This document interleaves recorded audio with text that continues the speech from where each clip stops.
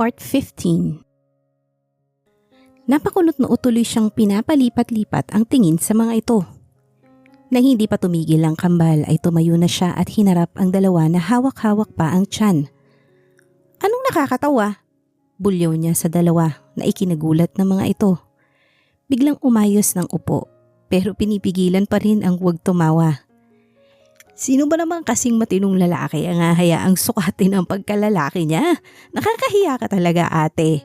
Sita ni Mickey. Tapos, balak mo sabihin sa magtatanong kung sakaling nasukatan mo siya kung anong sukat. My gosh, ate, you're so embarrassing. Maarting wika ni Miko. Piningot niya ng sabay ang kambal. Nakakahiya? Talaga? Grounded kayo ng 1 linggo. After school, bahay na agad. Understood? Siya naman ang ngumiti sa mga to. Ate! Sabay pang angal ng kambal. Naglakad na siya papunta sa hagdan upang magtungo sa kanyang silid. Nilingon niya muna ang kambal na ang muka ay tila mga nalugi. I'm serious, twins. Para naman madala kayo sa pang-api sa kagandahan ko. Sabay irap niya at nagsimula ng humakbang. Akala ko babait na siya kasi nakatikim na ng hotdog. Bakit lumala? Rinig niya pang wika ni Miko. Deadma lang siya at nagtuloy-tuloy sa pag-akyat. Nasa kanya pa rin ang huling halakhak. Halos 1 linggo na rin ang lumipas na nakabalik na siya sa trabaho. At sa araw-araw na yon ay lagi may isang tangkay ng red rose sa kanyang mesa. Mukhang tinutotoo nito ang panliligaw kuno. Mas naging malambing ito na hindi niya inaasahang taglay. Mas lalo tuloy siyang nahuhulog. Ay, mali. Hulog na pala. Tulad ngayon, kakarating niya lang sa kanyang lamesa ay bumungad na ang isang bouquet of red roses na may kasama pang isang paper bag na puno ng chocolate ang loob. Balak yata nito patabain siya. So, nandito na ang mokong. Nag-in muna siya bago nagtungo sa opisina nito. Hindi siya kumatok at tuloy-tuloy na binuksan ang pinto. And there he is, standing while looking outside the glass wall. Mabilis niya itong nilapitan at niyakap mula sa likuran. Good morning, baby boy. Masaya niyang bati rito. Dahan-dahan itong humarap sa kanya. Pinulupot rin ito ang mga braso sa bewang niya. Magkaharap na sila, as in 1 tangkal na lang ang layo ng mga mukha nila. Good morning, my baby girl. Ganting bati nito na tila naghatid sa kanya ng kilabot dahil para itong nang aakit. My gosh! Ang mga kulay berde nitong mga mata ay matiim na nakatitig sa kanya na tila may gustong sabihin. Unti-unti nitong ibinaba ang muka. Napapikit na lamang siya. Subukan mo hindi ituloy, tutuhurin ko si Junior. Sambit niya na ikinatawa nito. Madalas kasi nitong gawin yon na parang inaasar siya. Maya-maya ay naramdaman niya ang paglapat ng mga labi nito sa kanya. He kissed her in a passionate way. Buong pag-iingat na ginantihan naman niya. Pinulupot niya ang kanyang mga kamay sa leeg nito until their kiss becomes more aggressive, like they are longing for each other. Lock the door, baby boy. Marupok, syempre. Tatanggi pa ba? Mabilis naman itong tumalima at inilak ang pintuan. Siya naman ay umupo sa swivel chair nito. Nang aakit niya itong tiningnan habang kinagat ang pang-ibabang labi. Nakita niya na mas nagningas ang apoy sa berde nitong mga mata. Stop there. Awat niya rito na ikinataka nito. Let me undress myself. Baka sirain mo at wala ako masuot. Mapanira pa man din ito. Nakita niyang ngumisi ito habang unti-unti rin inaalis ang pagkakabutones ng long sleeves nito. Maging siya ay mabilis din ang kilos ng mga kamay. Hindi na naman niya kilala ang sarili. Napayakap na lang siya rito habang ginagantihan ang halik nito. Nang maghiwalay ang mga labi nila ay napatingin siya sa may dingding na salamin at nanlaki ang mga mata niya nang makitang may taong naglilinis doon. Shit! Nasambit niya habang di inaalis ang tingin dito nito. Stop! Sambit niya rito na ikinatigil nito. Baby girl, why? Tinaas niya lang ang kanyang kamay at gamit ang hintuturo na itinuro ang tao sa labas. Sinundan nito ang kanyang tinuturo. "Nakakahiya, JC!" Sabay takip sa kanyang muka. Narinig niyang tumawa ito, kaya inalis niya ang kamay sa muka at hinampas ito. "Nakakahiya, JC! Tapos tumatawa-tawa ka lang?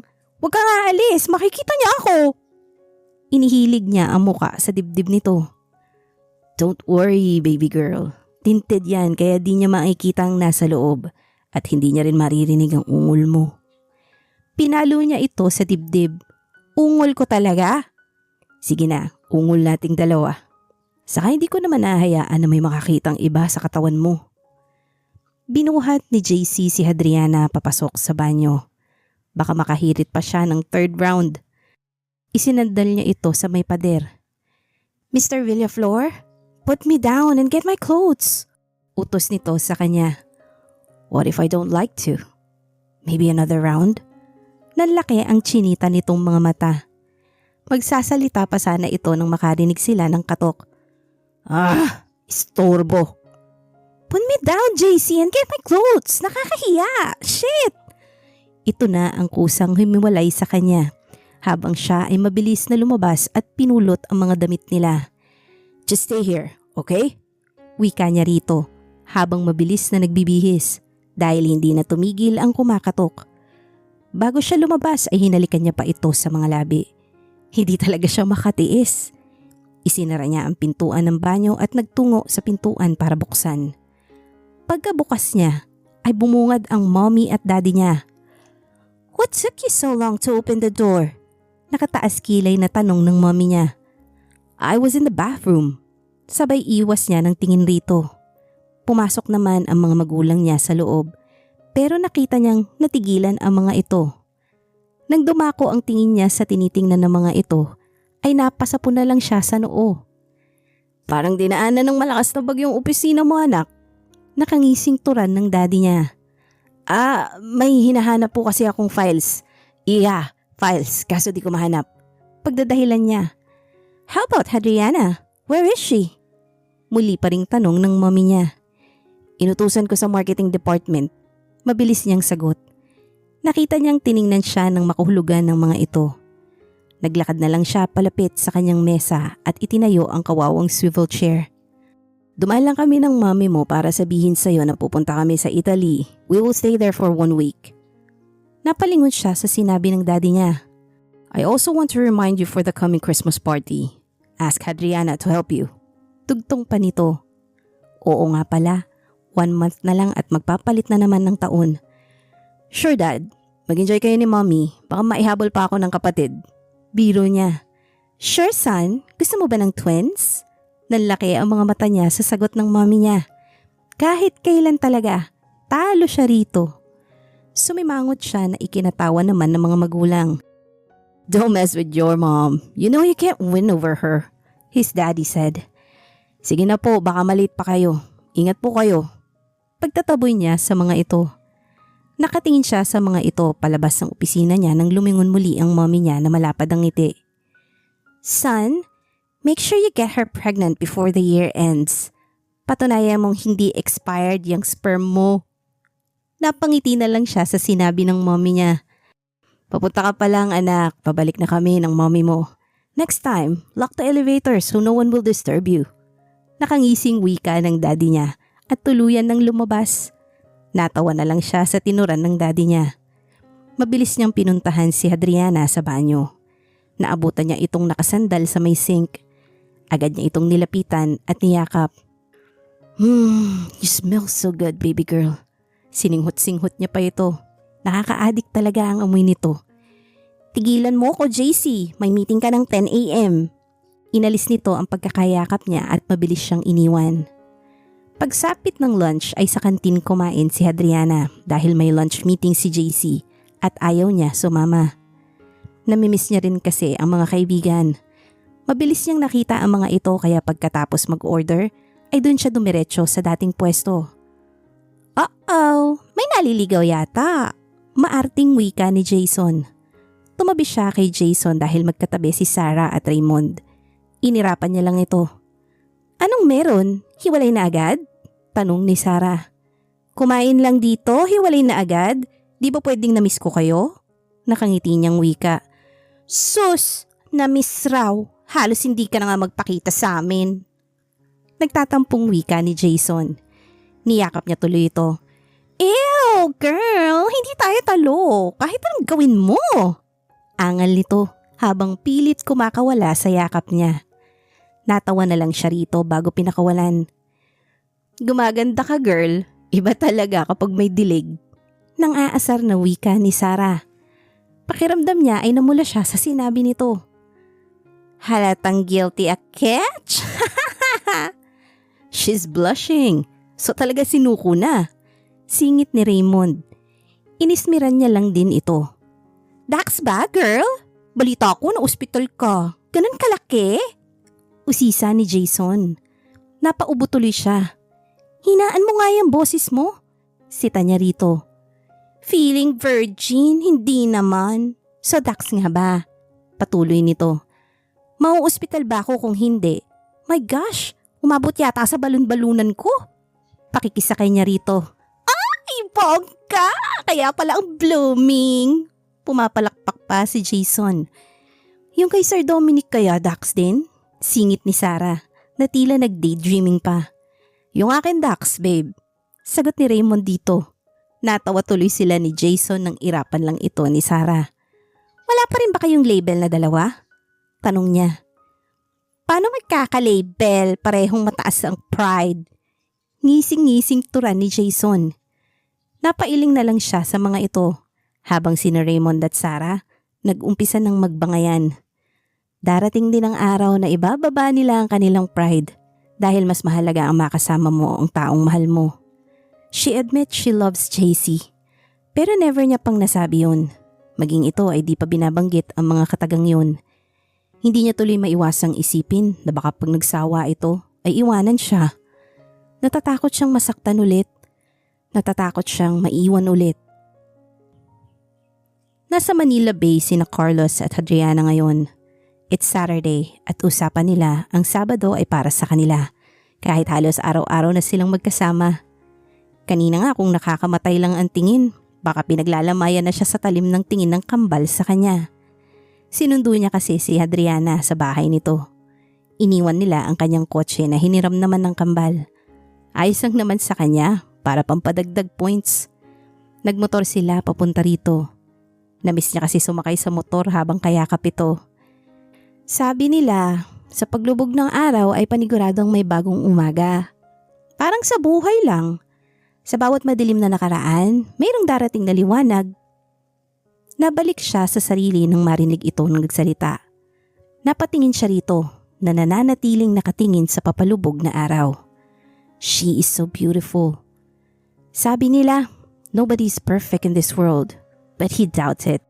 Because the woman beside him is an image of a perfect person. Siguro nga walang perpekto pero nagiging perpekto sila sa tingin mo dahil tanggap mo ang lahat sa kanila. Staring is rude, baby boy. Isinandal nito ang ulo sa balikat niya. Then I'm willing to be rude because I can't stop staring at the most beautiful woman I met. Kinikilig ako, pero sumbong kita kay tita. Biro nito. Of course mom, lola and tita are exempted. You know what I mean. Depensa niya rito. Oo na, biro lang naman. Kinuha nito ang kanang kamay niya at pinagsalikop ang kanilang mga kamay. Thank you for accepting me. Napatingin siya sa sinabi nito. No baby, thank you for coming into my life. Namayani muli ang katahimikan sa pagitan nila. Have you ever fallen in love before? Pagbasag niya sa katahimikan. Naramdaman niyang natigilan nito. Hindi na muna siya nagsalita. Kung hindi ito handang sabihin, maintindihan niya. Yes, there's no reason for me to lie. I was 7 years old when I met him. He saved me. Nanatili siyang tahimik, sabay ng paghigpit niya sa pagkakahawak sa kamay ni Adriana. I was standing beside a river, watching the calmness of it. Habang umiiyak ako, nagpunta ako doon dahil gusto kong mapag-isa. Pakiramdam ko kasi wala na akong lugar sa pamilya ko. Bata pa ako noon, kaya natural naghahanap pa ako ng aruga.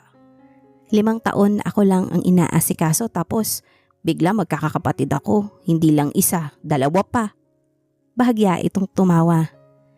Simula noon, nawalan na ng time si na mommy at daddy sa akin, puro na lang ang kambal.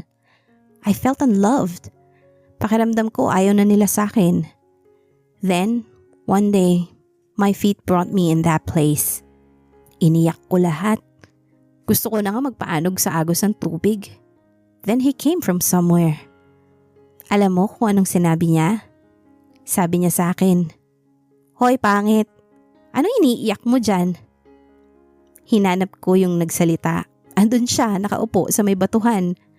Walang damit, akala naman macho siya. Muli itong tumawa ng mahina, pero pumipiyok na ang boses nito. Nakita ko na lang sarili kong nagkukwento sa kanya. Ang mokong tinawanan pa ako.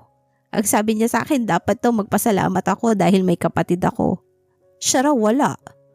Imbis daw magselos ako, alagaan ko raw at mahalin ang kambal. Dahil pagdating ng araw sila raw magiging kakampi ko. Lahat na sinabi niya, nasa puso ko. Simula noon lagi na siya nagpupunta doon maging ako. Yun ang naging tagpuan namin. Simula rin noon gumaan pakiramdam ko. Inalagaan ko ang kambal at minahal. Kita niya ang pasimpleng pagpunas nito sa gilid ng mga mata. Tumikhim ito. Until one day, he didn't show up. Iniisip ko baka busy lang siya. I still continued going to that place. Same time. Until weeks passed, months, and even years. He didn't came back. Kita niyang tuluyan na itong umiyak. Nasasaktan siyang makitang umiiyak ito. At ang dahilan ay ang tao sa nakaraan nito. Niyakap niya to. Hinayaan niyang umiyak pa to. Kasabay rin ng pagdurog ng puso niya. He loves her. At masakit makitang umiiyak ito dahil sa taong minahal o mahal pa rin. Nagpatuloy ito sa pag-iyak na tila hirap na hirap. Gaano ba talaga nito kamahal ang lalaking yun? Pero sa kanya na ang nobya. Kanya na nga ba? Alam mo, yung masakit? Patuloy nito kahit pumipiyok ang boses. Hindi siya nagpaalam. Kahit man lang sana saglit. Kahit man lang isang salita. Wala. He left me without saying anything but left a promise. Isang pangako na hindi ko rin alam kung matutupad pa. I wanna hate him. But who am I? Bata pa kami nun. Magulang pa ang magdedesisyon para sa amin. Kaya siguro wala rin siyang nagawa pero umasa ako na tutuparin niya ang pangako niya. I waited for 20 years, hoping that JC will fulfill his promise. But I'm just fooling myself. 20 years is enough. Umalis ito sa pagkakasandal sa dibdib niya at pinunasan ang mga luha. Did you say JC? Is that his name? Narinig niya kasing binanggit nito.